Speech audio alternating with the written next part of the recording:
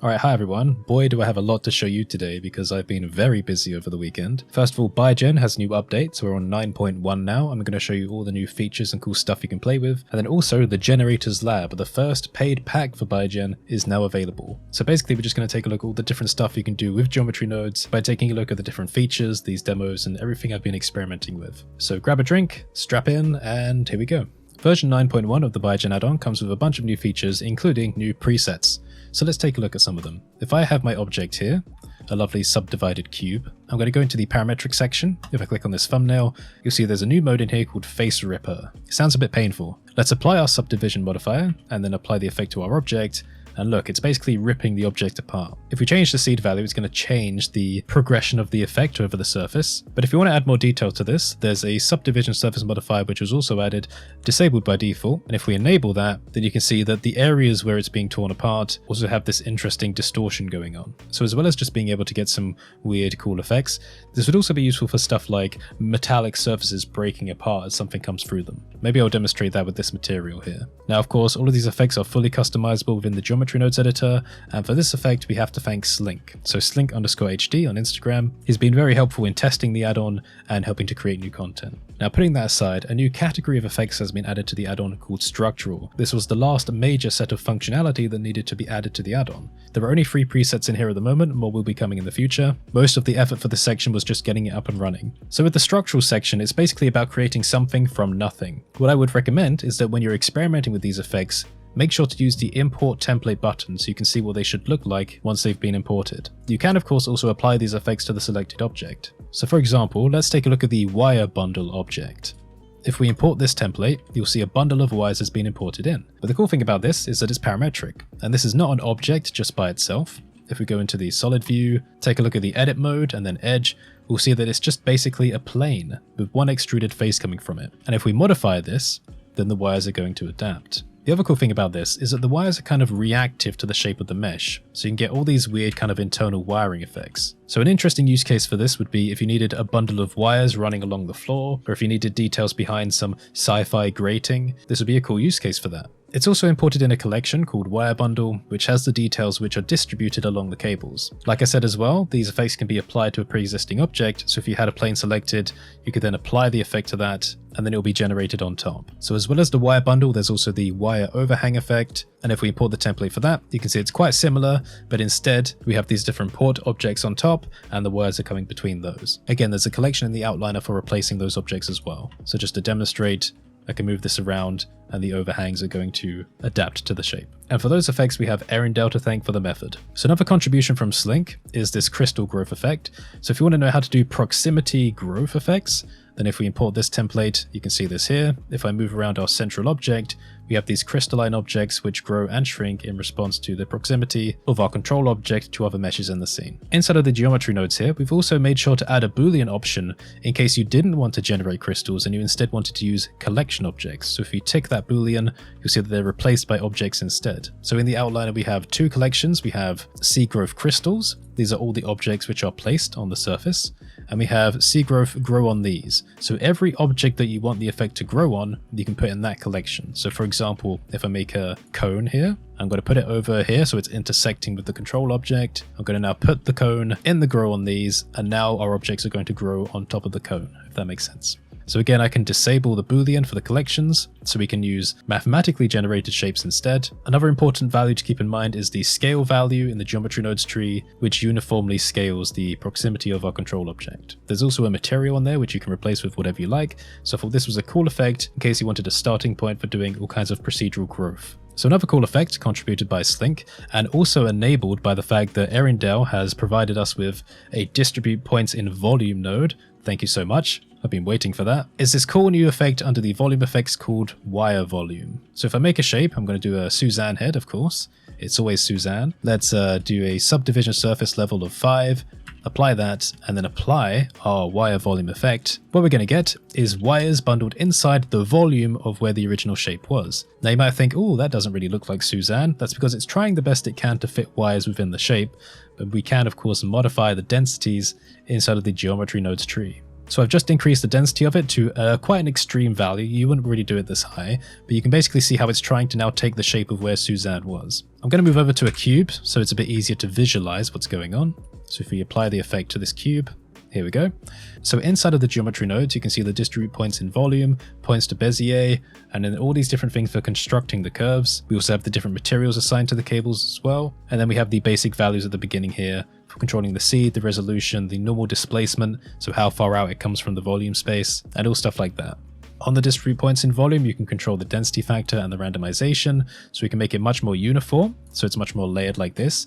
Almost reminds me of candy. You know when people are making candy and they kind of like lay them out in different lines? Okay, maybe not. But basically, you have different control here for getting nice wire volume effects. So again, that's in the basic bygen package.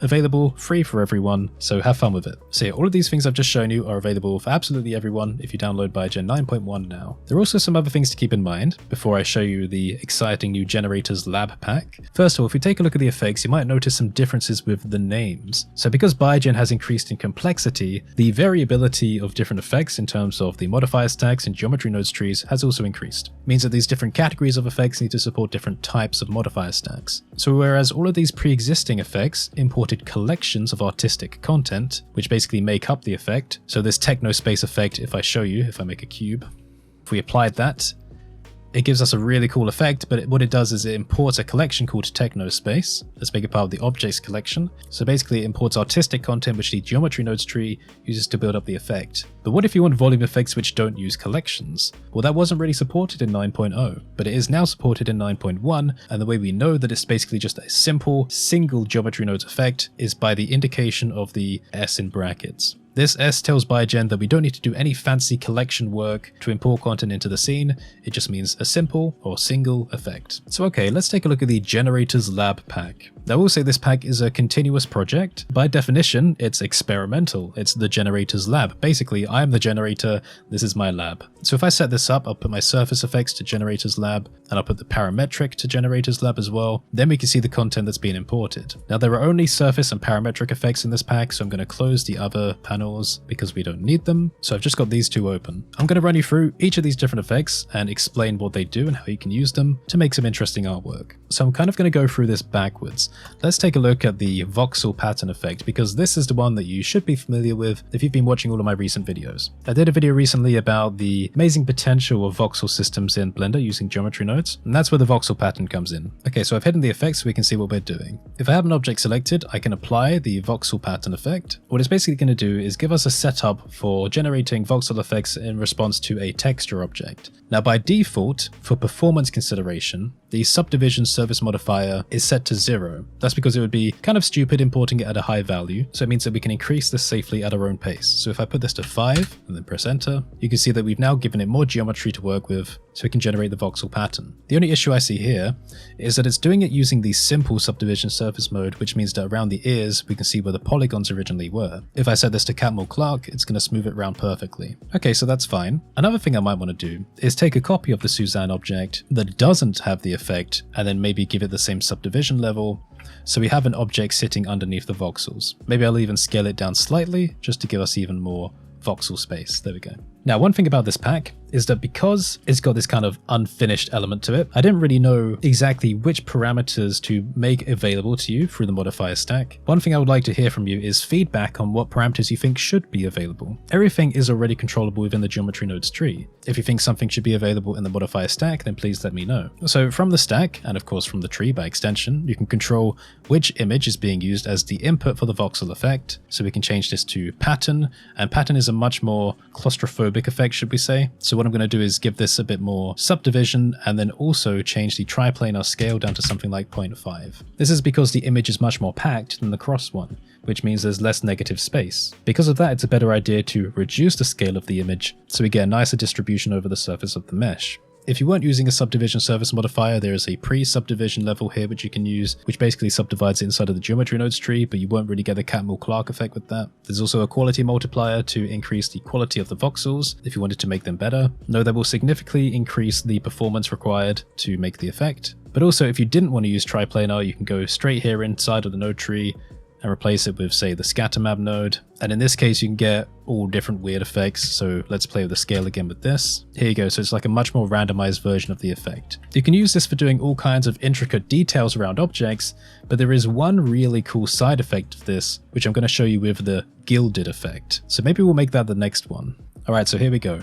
The gilded preset effect is basically a more complex use case of the voxel pattern. This has become one of my favorite effects because it lets us do stuff like this, where we can have this effect of molten gold or like any kind of metal basically dripping around a surface. The effect is just a slightly more complex version of the voxel pattern. The only thing is there's this extra voxel surface effect happening beforehand before the pattern is added. So just to give you a little demonstration of what I mean, again this was explained in the previous voxel video. If I subdivide a cube and apply the modifier, then if I go up to the surface effects here, choose the voxel surface and apply it, you can see that it's basically disrupting the surface in two directions. We have the voxel mesh content pointing outside and pointing inside. This gives us two interesting surfaces to add voxel details to afterwards. Now when applying the gilded effect to an object like this gives us interesting results because now not only are we working with content on the surface, we've created a multi-layered effect along where the original mesh surface was. Now artistically this gives us some interesting designs. Now coming back to the gilded effect, it means that we get some interesting inconsistencies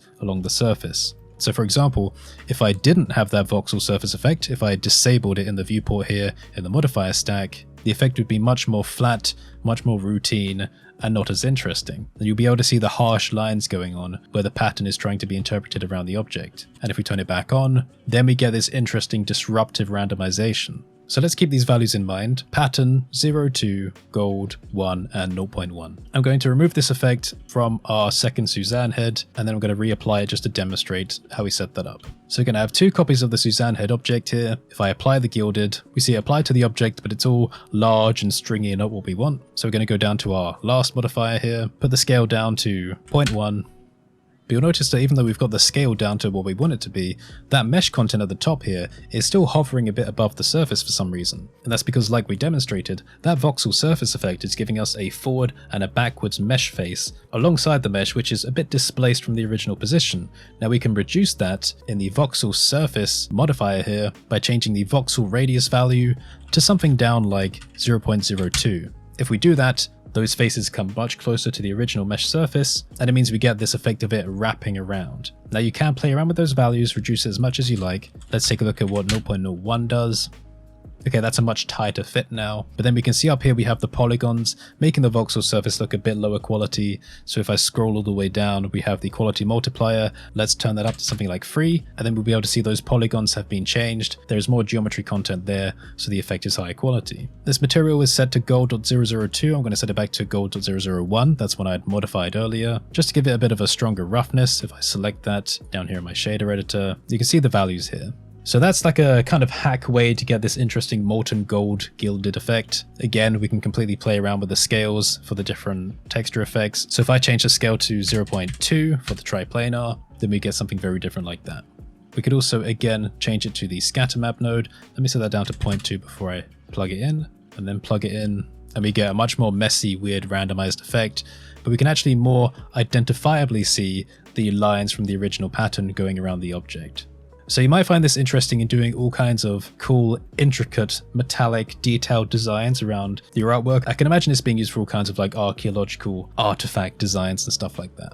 Okay, so the next effect we're going to move on to is the Remesh Faceting effect. So this one is an evolved version of the hard surface faceting mode, which is available in the original pack. So that would be this one here, hard surface faceting. If I import that template, we can take a look at the comparison between the two. So if I bring that in, I've just given it an easier to see material. Okay, so here's the original effect. It takes a surface, subdivided, displaces it, and kind of creates these hard faceted areas. The thing is, this geometry, as cool as it may be, applied to an interesting base shape, is not manifold because it's got all these holes going through it. And that's okay, a lot of people have made some really cool stuff of it, like this artwork by Gabriel. It's fantastic for concepting hard surface science fiction shapes. They give you a good starting point as a source of inspiration for building your own designs. The thing is, there's a workflow of hard surface design which uses sculpting, and I feel like that side of artwork could benefit from generative inspirational ideas. There's been quite a few people making interesting hard surface shapes using generative techniques before. I think it's very cool. So with this effect, it's the same as that faceting one, except this time it's remeshed at the end, which means that you end up with a hopefully manifold base for sculpting objects. So what I'm going to do is I'm going to go into the solid mode and I'm going to turn on the cavity so we can kind of see this from like the clay perspective. So with this selected, you can take a look at the modifier stack. There's actually no geometry nodes on this one. I think it's the only effect in the pack which doesn't use geometry nodes in some way. So first of all, our base mesh, which is just this basic object here, is displaced. And if we change the strength value, then we can see that the shape is kind of randomized and adjusts to how that displacement occurs. I'm actually going to go back into cycles, but I'll turn the volume down to speed it up. So we can generate all these different lines around this hard surface shape just by adjusting these values. So once we're happy with the displacement, we can decimate it. And again, this gives us another layer of randomization. This basically doesn't disrupt the shape anymore. It's just decimating what was originally there. So you can imagine this being a really cool starting point for a sci-fi design. All these grooves, put some lights in between, maybe turn it into a spaceship, something like that. There's also a second decimate, which is quite handy. This does the angular constricting. So you can change the angle limit for the decimation here. So if I put it down low, we're going to get much more curvature going around the object. If I make it higher, like 70, it's going to be much more faceted. So this would be the equivalent of taking a slice effect in a sculpting mode and just shearing planes of faces off of the mesh. I think it's nice to have a balance in here, something like 50. So after that comes the triangulate modifier. So obviously, if it's triangulated, there's going to be more triangular shapes going in there. If we disable that, then we're going to be keeping some of the original quad shapes instead. So again, I think it's pretty interesting how like we can get these little dots in here. It's almost like something has been booleaned out of the shape, but it's all completely randomized and generated. So I think that's really cool. Then we have the mirror modifier. So that's completely optional and up to you. You can get really weird abstract shapes if you want, but I like leaving the mirror on because it helps with that sci-fi aesthetic. The edge split modifier is responsible for basically giving us the lines where these grooves are going to happen. So if I disable that, we'll get none of those grooves, but you can still use this as an interesting base shape. And if I enable it, you can see them there. We also have control over the angle, so if I turn that up to something like 60, then it's going to be less sensitive in giving us those grooves. Up to 90 maybe, and then we'll get nothing. All the way down again, and we'll get more. So once those grooves have been defined by the edge split modifier, the solidify modifier is the one that actually creates that geometry by extruding it from the original surface. Now the next modifier, the bevel, is optional. It just cleans things up a bit. It was more significant with the non-remeshed version of the effect, but it's still there if you want to use it. And then the remesh, of course, is what turns it from a hard surface, messy shape into something which is sculptable. So again, imagining this object on the right as some kind of like robotic head, then we can go back and maybe change the first decimate value and get a completely different result. Let's keep doing that. Every time we do it, we're getting something different, like a new interesting starting point. Some of them are really wacky and out there and kind of outlandish. But again, like you can modify these however you like. Maybe let's change the second decimate down from 60 to 30. Then we can get more details going along here. I think that neck looks quite interesting as like a starting point for doing greebly effects. You can imagine kind of cables coming and growing around this. That'd be pretty cool. Maybe if we even play with the material a bit, let's take a look. Let me turn it to something gray. There we go. And we're kind of like starting to approach on the machine color style. Speaking of machine, I highly recommend their add-ons. But hopefully you can see here how this is basically like just a randomized inspiration building starting point for if you wanted to do sculptable hard surface designs. Okay, so the next things I'm going to show you are the two different versions of the vehicle conceptor. One of these is more performance friendly than the other being the HSV concept with Voxel, which is quite intensive. So be warned when you're adding this, it may destroy your computer. So just to show you the more complex one, the final result from the base mesh being the left here, will look like this lovely one on the right. Basically, what the vehicle conceptor does is it does the interesting faceting effect around a base mesh, but it also adds a secondary layer which grows around the object. And it looks quite cool under the right circumstances. So let me just hide our more complex one for a second. Then we make a copy of our base mesh here, go to the HS vehicle conceptor mode and apply to selected. And then if we take a look at this, you can see what I mean. So it's basically decimated the base mesh underneath, but it's giving it this new extra frame around the outside. Again, like I said earlier, I still don't know exactly kind of which inputs would be great for having on the modifier stack, so you can go into the actual trees and modify them how you please. If I go to the color ramp in the shell group outer node here, if we change this black handle, we can control how much of that outer shell to delete, essentially. So how much of it we want to keep and how much of it we want to disappear. We can also control with this value how displaced we want it to be from the original surface. So you can make it tighter or go all the way out again, a lot like the gilded effect we showed earlier. So the HS vehicle conceptor mode is exactly the same, but this time it adds the extra voxel pattern layer around, just like the gilded effect, and that will give us these interesting, much more advanced and quite intensive effects. They look very cool, and that's the exact point of this pack, just experimental fun. Now, taking lessons from that method, I also made an armor conceptor preset. So this basically uses the same principles that we've already looked at elsewhere in these presets and applied it to armor generation. So this is the kind of thing you can do. So if I take the shell group outer again, so much like the vehicle conceptor, if I play with these color ramp values, then we can basically decide how much of that outer shell we want to exist and how much we want to destroy. So if I bring it back up to the white, then we're going to get almost the entire surface covered. So I think it looks pretty cool. And of course, like I said about the voxel stuff, these details are driven by texture maps, and they can be procedural or just actual textures which you import into Blender. Now, like I alluded to earlier as well, if you have any of these effects and you want to see how they're supposed to be set up, you can click on them and then choose Import Template, and then it's going to import the template object you can see in the thumbnail. I just accidentally deleted my lights as well. Let's make a new one. Welcome to Curtis's quick how to set up a lighting rig tutorial. Okay, let's do a 500 area light there. Let's do another one on the side, Shift T and point it towards him. Okay, so there you go. So you can bring in the template objects as well. There are a few other things as well, so like other experiments that were done in the process of making those concepting modes. So this one's called HS Disruption Layer. Does exactly this. It's a different version of that shell effect now, where even this has been faceted around. Cool for just like a different range of effects. The other one as well, Displace and Voxel Layer and Dorado. We went over these in the generative modeling crash course. Basically, it's just mesh displacement and then with the extra voxel stuff happening on top. Now, I would like to add to this over time, but if you want to get your hands on this and play around with it now, then you can do that again by using the link below. I want this to feel messy, like not refined, just like, hey, play around with it, see what kinds of cool stuff you can make, report back to me, show me what you made, let me know what other kind of values you think would be interesting, and let's just see what kind of fun stuff we can do with it. There are way more techniques which are going to be useful for all of this type of procedural generation coming in Blender 3.1 and other future versions of Blender, so I would like to keep adding to this pack, and of course free updates for everyone who buys the pack, and that applies to all of the products as well, free updates for everything. Okay, so just to explain to you how to install this pack, because again, this is not standalone, this is a content pack for bygen 9.1 and onwards. It won't work with version 9 of the bygen add-on. That's because I had to add some extra features to make sure these presets worked properly. So there are two packages you'll get, Generators Lab Demos and Generators Lab. Ignore these other folders in here, this is just my workspace. So the demos are all the files we've been taking a look at this video so far. Basically everything used to make the cover imagery for the content pack, so you can take a look at those files yourself. But Generators Lab, just by itself, is the content pack. It's a zip file, which you'll receive. And what you want to do is you want to open up that zip file and notice that there's just a single folder in there, Generators Lab. This is the content pack which contains everything you need. You want to take that folder inside of the zip file and extract that to the content packs folder of the bygen add-on. How do you find that? Well, there's one shortcut to getting there, which is inside of the add-on. Notice that next to the drop downs here, there's a folder icon. If you click on that, it will automatically open the content pack folder for you. So this is where you want to drag that folder inside of the zip file, and it will place all of the content in there. But if you want to find this content pack folder manually, it will be inside of your app data, roaming, Blender Foundation, Blender 3.0, scripts, add-ons, bygen public, and then content packs. That location will probably be different if you're on like a Mac or Linux or whatever. Once it's been installed, it's probably a good idea to restart Blender if you haven't already.